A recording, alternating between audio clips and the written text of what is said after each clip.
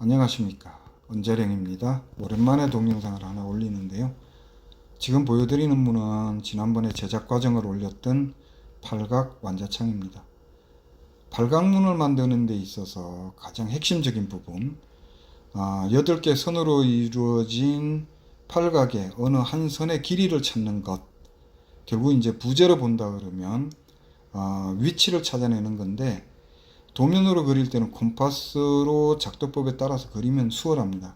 근데 부재 표시할 때는 콤파스를 이용할 수가 없기 때문에 다른 방법을 사용을 해야 됩니다. 그래서 8개의 부재가 똑같은 길이로 만들어져야지 팔각문이 완성이 된다, 이렇게 보시면 될 것 같습니다. 먼저 루트자를 이용하는 방법을 보시면, 루트자에 지금 보여드리는 부분을 이제 앞면이라고 친다면, 앞면의 눈금에 비해서 뒷면의 눈금은 좀 성글게 되어 있습니다. 결국 이제 앞면의 루트 2 값이 뒷면에 표시가 되어 있는데요. 먼저 성근 눈금 쪽을 대고 팔각문의 내경 안쪽의 길이를 값을 찾아냅니다. 이제 소수점까지 나올 텐데요. 그 값을 자를 뒤집어서 그 값대로 표시를 해줍니다. 이러면 이제 팔각의 한 선의 한 점이 이제 확인이 된 거고요. 또 반대쪽에서도 똑같이 아까 찾아냈던 길이만큼 또 표시를 해줍니다. 표시를 해주면 팔각의 안쪽 선이 이제 확인이 된 겁니다. 그래서 이렇게 표시를 해주고, 이 표시된 부분이 이제 8개를 만드는 기준이 되는 겁니다.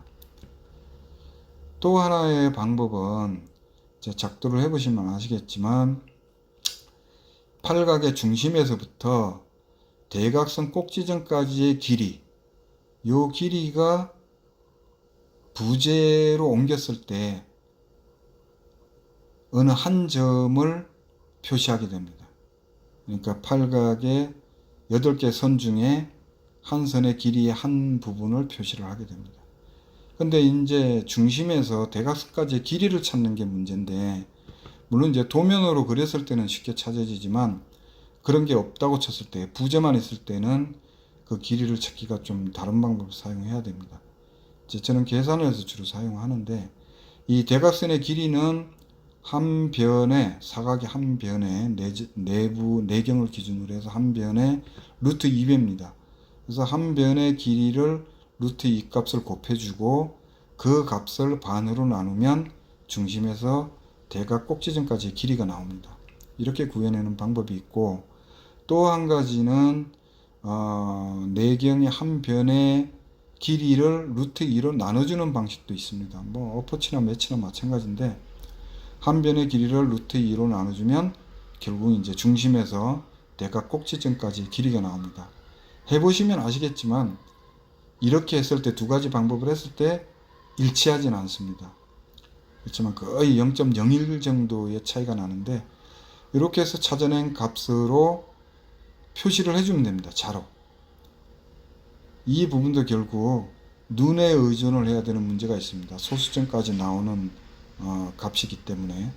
그래서 어느 한쪽에서 표시해주고 또 다른 한쪽에서 표시를 해주고, 이렇게 하면 팔각의 내부에 어느 한 선 길이가 나오게 됩니다. 이게 이제 표준이 되는 겁니다. 요 길이가 팔각문을 만들 때 가장 기본이 되고, 이 길이가 정확하게 표시되지 않으면 팔각문은 찌그러집니다. 그래서 이제 전면에 22.5도, 45도 이렇게 표시를 해서 마름질을 해나가게 됩니다. 아까 찾아낸 길이를 기준으로 마름질을 해서 가공하면 팔각이 쫙 맞아 떨어지게 됩니다.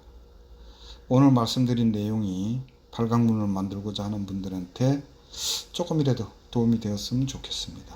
감사합니다.